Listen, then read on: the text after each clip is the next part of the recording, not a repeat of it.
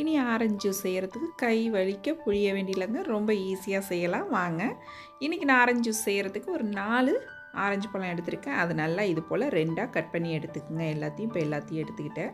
எடுத்ததுக்கப்புறம் இது போல் நீங்கள் பிரித்து விட்டீங்க அப்படின்னாக்கா இது போல் தனித்தனியாக வந்துடும் சொலை.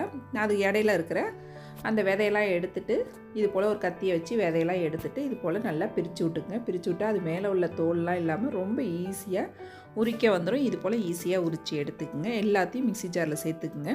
கூடவே 3 டேபிள் ஸ்பூன் சீனி, அப்புறம் ஒரு பிஞ்சளவு உப்பு, ஒரு 2-3 ஐஸ் கட்டி சேர்த்து நல்லா மிக்ஸி ஜாரில் அரைச்சி எடுத்து வடிகட்டி எடுத்துக்குவோம். அவ்வளோதான், நம்மளோட ஜூஸ் ரொம்ப சூப்பராக ரெடி ஆகிடுச்சு. இப்போ ஒரு கிளாஸில் ஒரு 2-3 ஐஸ் கட்டி சேர்த்துக்குங்க. அது கூடவே நம்ம ரெடி பண்ணி வச்சுருக்க ஜூஸை சேர்த்து குடித்தோம்னா செம்மையாக இருக்குங்க.